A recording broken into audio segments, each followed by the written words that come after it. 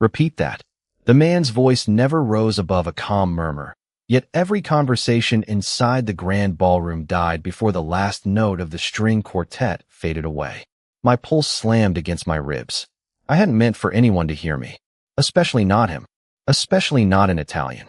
I tightened my grip on the silver tray balanced against my hip and slowly turned toward the man everyone else refused to look at for more than a second. He stood nearly 20 feet away beneath a crystal chandelier, dressed in a perfectly tailored charcoal suit that somehow made every billionaire in the room look ordinary. No one introduced him. No one needed to. The entire room bent around him without a word, as if gravity itself had decided he mattered more than everyone else. Adrian Moretti. The name had floated through New York society for years like an urban legend. Investors admired him. Politicians respected him. Newspapers avoided mentioning him unless they absolutely had to. Rumors called him many things, but only one title survived every whisper.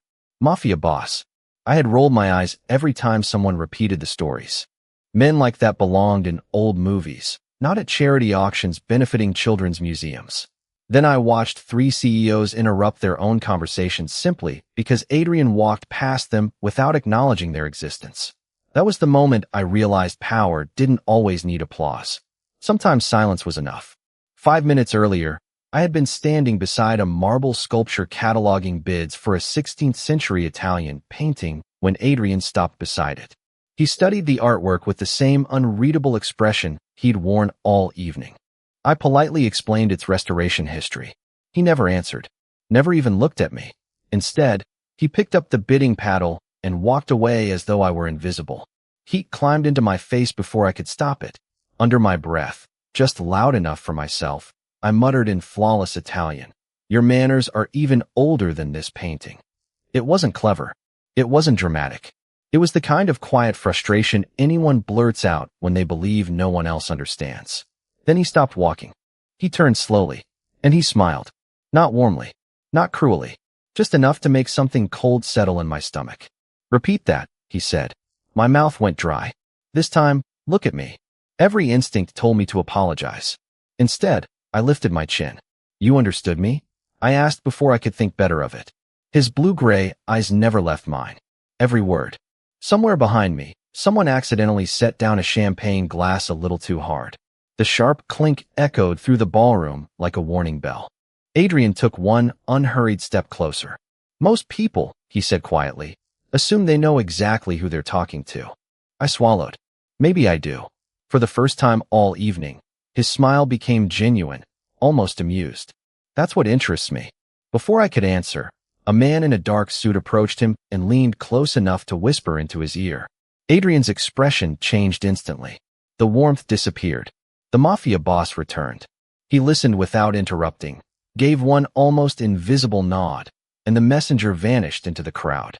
Adrian looked back at me as though our conversation had only been paused. "Don't leave the building," he said. "Why would I listen to you?" I asked. "Because," he replied, "someone in this room just used your name while discussing a problem that belongs to me."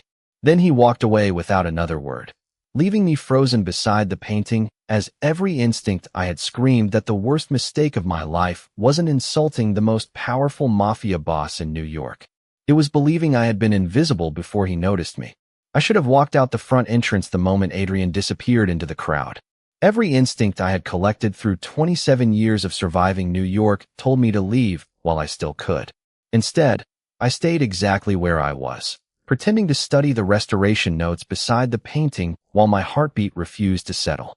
Around me, the charity gala resumed as though nothing unusual had happened. Crystal glasses clinked softly. Donors laughed over $7,000 auction bids. A violinist began another elegant melody. Yet something had changed beneath the polished surface. I noticed it in the way security staff suddenly repositioned themselves near every exit. I noticed it when several influential guests quietly excused themselves from conversations and disappeared through a private corridor marked staff only. Then I noticed something even stranger. No one seemed surprised. It was as if everyone important already understood the invisible rules except me. Curiosity finally defeated common sense. Carrying my clipboard, I followed another event coordinator through the service hallway. hoping to find the records office before anyone questioned why I was wandering alone. Halfway down the corridor, I heard a door open. Voices. Calm. Controlled. Italian. I recognized every word. They were discussing shipping schedules, private docs, and someone who had broken an agreement. I froze beside a marble column, my pulse climbing again. One voice belonged to Adrian. He sounded nothing like the man who had smiled at me a few minutes earlier. Every sentence was short, precise, final. He never raised his voice. He did not need to. The others answered him immediately, without hesitation, like men who understood that delaying even 1 second was not an option. Someone mentioned a missing ledger. Another quietly admitted that information had reached the Bellini family before the shipment had even left the harbor. Silence followed. Adrian finally spoke. Then someone inside my house opened the door for them. No anger. No panic. Just certainty. Find the leak before sunrise. The meeting ended almost immediately. Footsteps approached. I stepped backward into an alcove just before the door opened. 3 men in expensive suits walked past first, followed by Adrian. His attention remained on a tablet one of his advisors carried beside him. A digital floor plan filled the screen with highlighted warehouse locations across Brooklyn and Staten Island. Adrian pointed once. Cancel the original route. Send the empty trucks instead. And the real shipment. Another man asked.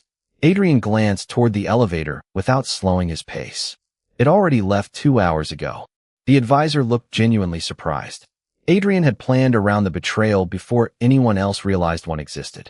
That single moment explained why every powerful man in New York treated him differently. He did not react to problems. He anticipated them. After they disappeared, I finally exhaled.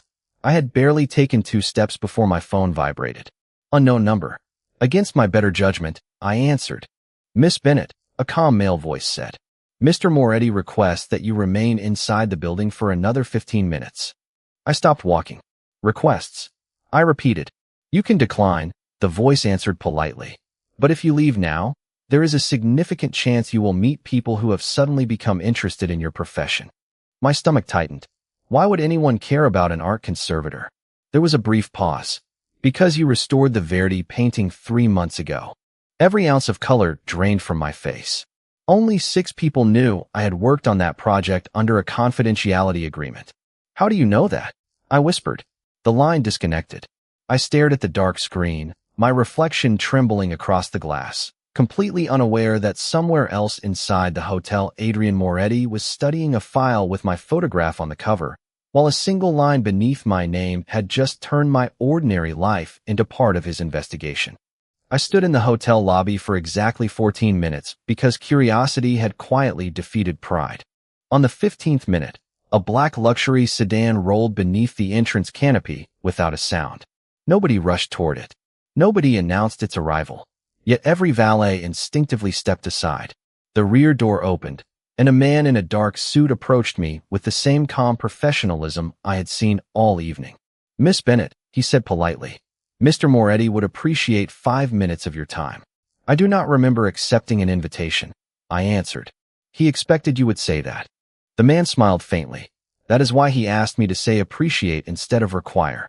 Against every reasonable instinct, I followed him into a private conference room overlooking the Manhattan skyline.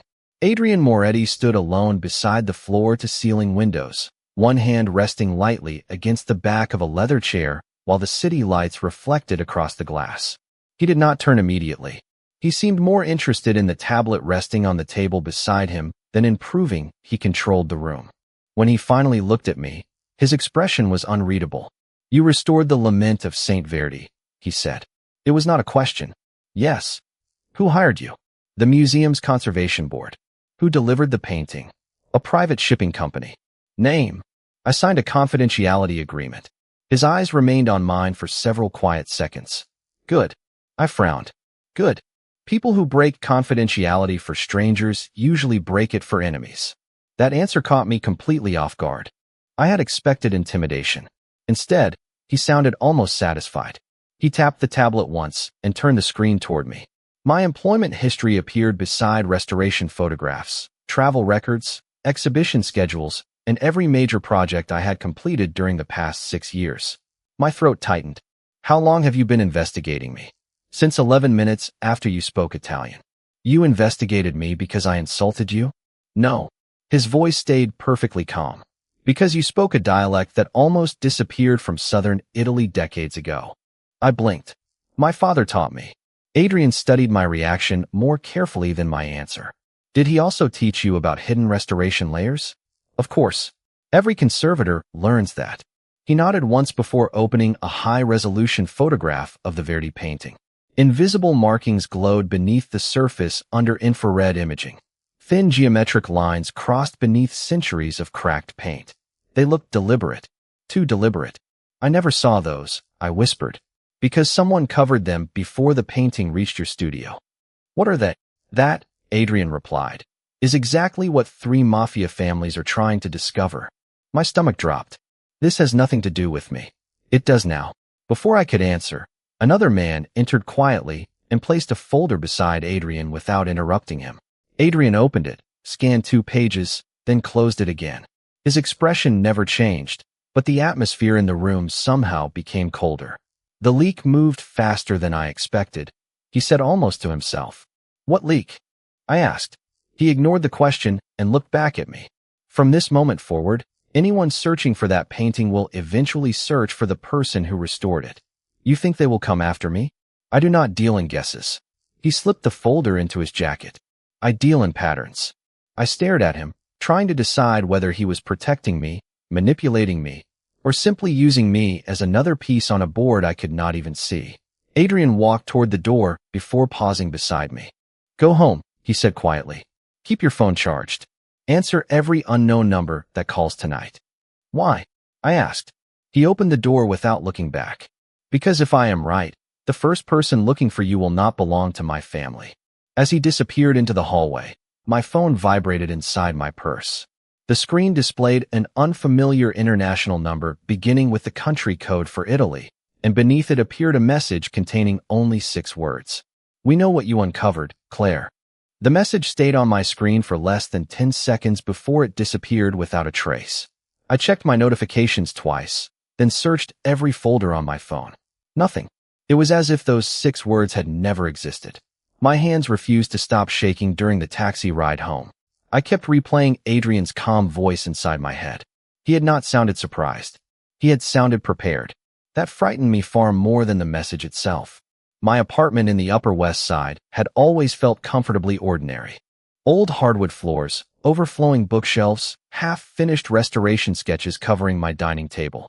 Tonight it felt exposed. I locked the front door, checked every window, and finally opened my laptop. The digital archive from the Verdi restoration still sat inside a secure folder I had not touched in months. I enlarged every infrared image Adrian had shown me earlier, comparing it with the copies saved during my conservation work. At first I found nothing unusual. Then I adjusted the contrast exactly the way my father had taught me years ago. Fine diagonal lines slowly emerged beneath the oldest layer of paint. They were not cracks. They formed an intricate geometric pattern almost invisible to the naked eye. My father used to tell me that every masterpiece carried 2 stories. The one everyone admired, and the one someone desperately wanted hidden forever. Back then I thought he was teaching philosophy. Now I wondered if he had been warning me. Before I could study the markings further, another unknown number appeared on my screen. This time it was local. I answered without speaking. Do not look out your front window, Adrian said. My heartbeat stopped for a second. How do you know where I live? Because I prefer knowing before someone else does. I almost walked toward the window anyway. Claire. His voice remained perfectly controlled. Stay where you are. Against my better judgment, I listened. A few quiet seconds passed. Then I heard car doors closing somewhere below, followed by distant voices that drifted through the evening traffic. Nothing sounded alarming. That was somehow worse. What is happening? I whispered.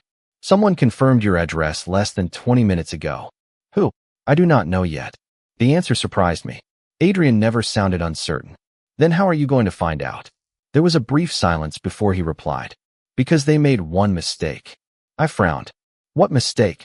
They started moving before my investigation was finished. The line ended. I stood alone in my apartment staring at the dark television screen, reflecting my anxious expression. 15 minutes later, my building superintendent knocked on my door, carrying a small overnight package that had apparently been delivered without a return address. Inside rested a pair of white cotton restoration gloves exactly like the ones I wore at work. Folded neatly between them was a faded museum inventory card dated 1998. On the back, someone had written one sentence in careful Italian. "Ask your father what he erased." My chest tightened. My father had passed away 8 years earlier. He could answer nothing. I immediately photographed the card and sent it to the only person who might understand its significance. Adrian responded less than 1 minute later. "Do not touch the original. I am coming personally." That single sentence told me everything had changed. A mafia boss who trusted no one had decided this mystery was important enough to leave the center of his own empire. And somewhere across New York, another player had just revealed they knew far more about my past than I ever did. Adrian arrived 23 minutes later without flashing lights, without an entourage filling the hallway, and without announcing himself to anyone in my building. The only clue that he had entered was the sudden silence outside my apartment door. When I opened it, he stood there exactly as I remembered him, charcoal overcoat over another perfectly tailored suit, blue-gray eyes studying the room before they settled on me. He was already evaluating exits, windows, sightlines, and possibilities long before he crossed the threshold. "Show me the package," he said. I handed him the museum card without speaking. Instead of touching it directly, he removed a pair of thin black gloves from his pocket and examined both sides beneath the light above my kitchen counter. His expression never changed, but I noticed the smallest pause when he reached the handwritten sentence in Italian. "Your father never mentioned this?" he asked. "Never." "Did he ever restore paintings for private collectors outside the museums?" "Occasionally, but everything was legal." Adrian nodded once, as though filing the answer away instead of judging it. He pulled a small ultraviolet flashlight from his coat pocket and swept it slowly across the inventory card. New lines appeared beneath the faded paper fibers, forming tiny handwritten numbers invisible under ordinary light. "There it is," he murmured. "What is it?" I asked. Someone expected this card to survive for decades. He photographed every angle before placing the card inside a protective evidence sleeve. I folded my arms. "You carry evidence bags with you?" For the first time that evening, the corner of his mouth lifted slightly. "I carry whatever tomorrow might require." Before I could answer, his phone vibrated once. He glanced at the screen for less than 2 seconds. That was all it took for the warmth to disappear from his face. "What happened?" I asked. "One of my warehouses received an unexpected visitor." "Because of me?" He looked directly into my eyes. "Because someone believes you can lead them to something far more valuable than a painting." He stepped toward my dining table, where my laptop still displayed the enlarged infrared scans. After studying them in silence, he pointed to a section I had overlooked. "Zoom in here." I did. Beneath overlapping brushstrokes appeared what looked like a compass rose broken into several uneven fragments. Adrian remained perfectly still. "This is not a map," I whispered. "No," he replied quietly. "It is a key." My confusion must have been obvious because he continued before I could ask another question. "Maps tell people where to go. Keys tell people how to enter." A cold realization settled over me. "Enter what?" Adrian did not answer immediately. Instead, he opened another encrypted file on his own tablet. It displayed photographs of antique ledgers, shipping manifests, and Renaissance artwork collected across Europe over nearly 40 years. Every image contained the same hidden geometric pattern. "3 families have spent decades searching for the complete sequence," he explained. "Each believed they possessed one fragment. Tonight, I learned there may have been a 4th all along. And my father knew. I believe your father discovered it." My stomach tightened. "Then why hide it?" Adrian's gaze shifted toward the rain beginning to strike my apartment windows. Perhaps because he understood that some secrets protect people only while they remain unfinished. Before either of us could speak again, another secure message appeared on Adrian's phone. He read it once, locked the screen, and quietly slipped the device back into his pocket. "The leak is inside my inner circle," he said. "Someone knew I would come here personally." He walked toward the window, looked down at the quiet Manhattan street, then turned back to me with absolute certainty.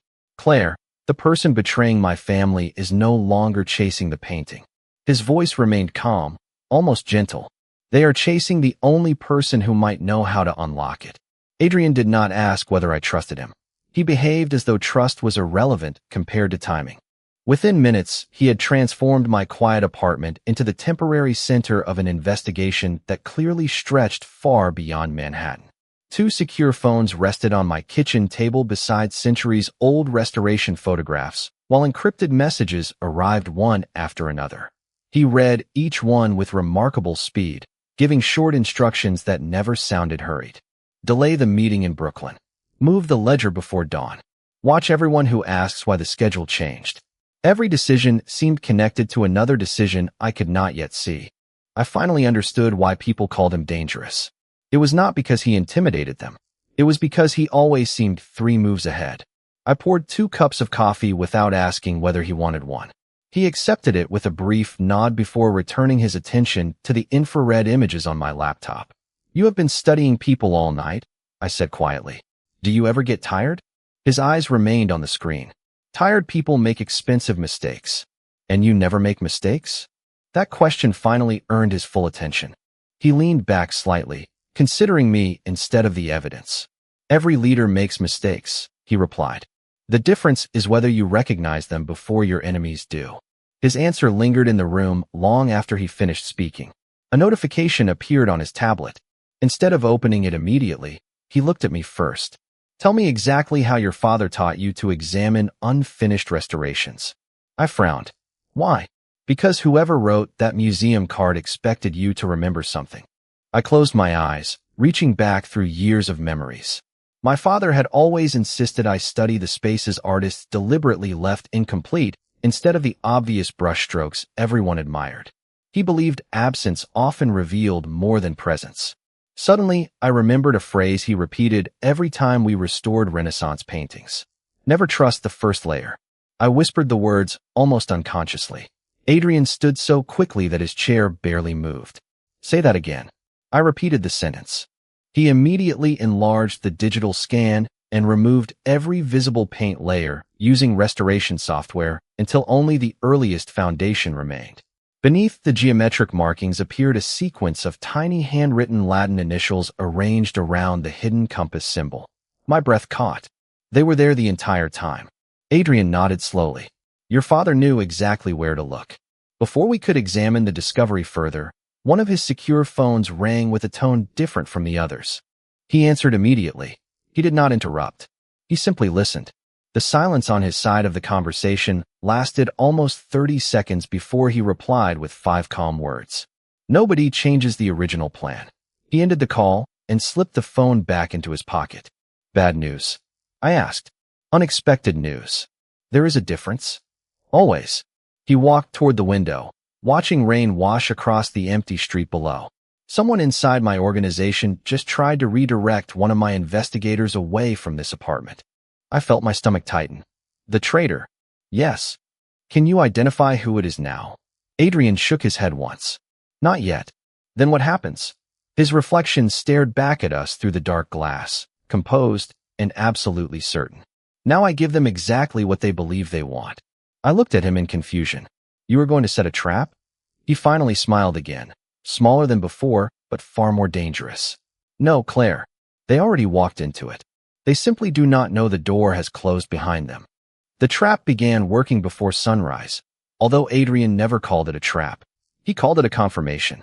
While the rest of New York slept beneath steady rain, he sat at my dining table with 3 encrypted phones spread neatly beside a city map marked only with colored pins.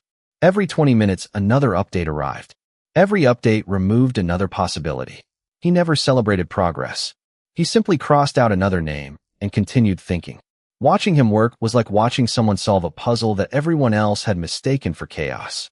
Around 6 in the morning, he finally pushed the map toward me. Tell me something, he said. Which museum requested the Verdi restoration? The Whitmore Collection. Who approved your access? Director Eleanor Brooks. Who recommended you? I stopped answering. Until that moment, I had never questioned how I had received the assignment. My father had passed away years earlier. I had assumed my reputation earned the opportunity.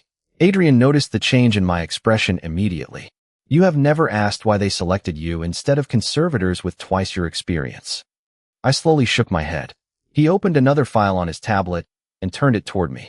My original application sat beside a handwritten recommendation signed nearly 9 years earlier. The signature was not Eleanor Brooks. It belonged to my father. That cannot be possible, I whispered. He died before I restored that painting. Adrian nodded. The letter was delivered after his death. I stared at the date again and again, hoping I had read it incorrectly. Who kept it all those years? That is becoming the better question. Before I could respond, Adrian's phone vibrated with another secure message. He scanned it once and quietly stood. We just confirmed something important. What? The person feeding information to my enemies also had access to your father's archived correspondence. I felt the room tilt around me. You are saying the same person has been watching both of us. For years. Silence settled between us until I finally asked the question that had been growing inside my mind since the gala. Why are you risking your own organization for someone you met yesterday? Adrian looked at me with the same calm certainty that seemed impossible to shake. Because this stopped being about you the moment I realized someone manipulated both our lives using the same secret. There was no dramatic declaration, no promise, only logic. Somehow that honesty carried more weight than reassurance ever could. Another memory suddenly surfaced from childhood. My father standing over an unfinished canvas, repeating the same sentence every time he locked his workshop. If anyone ever asks about the fourth compass, tell them there were only 3. I had never understood what he meant until now. The fourth compass, I whispered aloud. Adrian's eyes narrowed immediately. You have heard that phrase before. I repeated my father's words exactly. Adrian did not answer for several seconds. When he finally spoke, his voice had become even quieter. Claire, there were never supposed to be 4 fragments. Then why did my father say it? Because he discovered something the other families never did.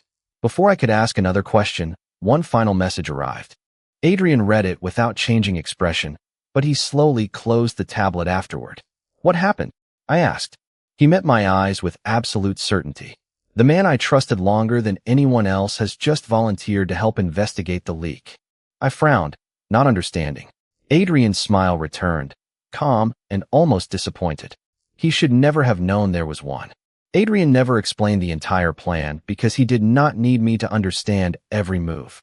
He only needed me to play one honest role. You will go to work tomorrow, he said while carefully placing the museum card back inside its protective sleeve. Exactly as you always do. I stared at him in disbelief. You think whoever has been following me will simply watch? I know they will. That sounds incredibly risky. Only if they believe they are watching the real game. He folded the city map and slipped it inside his briefcase before looking at me with complete confidence. For the last 12 hours, everyone has assumed you are the target. They have not considered the possibility that they are becoming mine. Early the next morning, I walked through the museum entrance, trying to appear calmer than I felt. Every familiar hallway suddenly carried new meaning. Every security camera reminded me that someone else might already be observing the same corridors. My coworkers greeted me with ordinary smiles, completely unaware that a hidden struggle involving powerful mafia families had quietly wrapped itself around an old painting hanging 2 floors above them. I spent the morning examining damaged varnish on a 19th century landscape while forcing myself not to glance over my shoulder every few seconds. Shortly before noon, the museum director informed me that an unexpected donor wished to privately review several archived restoration files. The request sounded harmless until she mentioned the visitor had specifically asked whether I would personally assist him. Adrian had predicted this. He had said they would eventually stop searching for the painting and begin searching for the person connected to it. I followed the director into a secure archive room where 3 elegantly dressed visitors waited beside display cabinets filled with historical documents. Their questions were polite, almost too polite. They asked about restoration techniques, old inventory systems, and forgotten museum collections. Not one of them mentioned the Verdi painting. That alone confirmed Adrian had been right. They were measuring what I knew instead of what I would say. I answered every question honestly while remembering Adrian's final instruction before leaving my apartment. Never volunteer information. Let curiosity expose itself.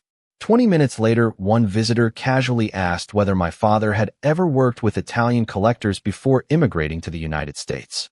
My pulse nearly betrayed me, but I simply smiled. He restored paintings for anyone who respected the artwork. The man nodded thoughtfully. Yet disappointment flashed across his face for only a fraction of a second. He had expected something different. Exactly what Adrian wanted. Across town, Adrian sat inside the Moretti headquarters watching the conversation unfold through a secure live feed hidden within the museum security system. He was not protecting me from the shadows. He was studying everyone who stepped into them. Every visitor entering the archive had already been quietly identified before arriving. Every vehicle parked outside had been photographed.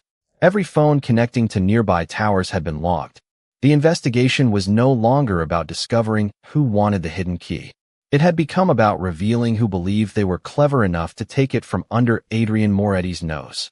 Late that afternoon, I received a handwritten note delivered through the museum reception desk without a return address. There were only 2 sentences. The first read, "Thank you for confirming the fourth compass exists." The second made my hands turn cold. "Tell Adrian the wrong man has been suspecting himself all along." When I sent a photograph of the note to Adrian, his reply came almost instantly. "Do not leave the museum." Then, 30 seconds later, another message appeared. "I know who betrayed me. The only problem is that someone above him just revealed they have been directing the entire game from the very beginning." Adrian arrived at the museum less than 15 minutes after sending his final message. He did not rush through the front entrance or surround himself with obvious security. He simply walked inside with the quiet confidence of a man who had already calculated every possible outcome before taking the first step. When I met him in the archive room, he looked at the handwritten note once before placing it beside the museum card and the infrared photographs. "They finally made the mistake I needed," he said. "You already know who it is." He nodded. "The man inside my organization was never the architect. He was only the messenger." He spread several documents across the table until one familiar signature appeared beneath an old foundation agreement. It belonged to a respected advisor who had spent decades serving as a trusted consultant to several influential Italian families. Publicly, he was known for preserving cultural heritage. Privately, he had quietly guided rival organizations toward the same hidden objective for years, ensuring none of them ever possessed the complete truth. "He kept every family searching," Adrian explained. "As long as everyone believed another fragment existed somewhere else, they never stopped depending on him." I looked at the faded recommendation letter my father had written years earlier. My father discovered there was never a fourth fragment. Adrian nodded again. He realized the fourth compass was not another object.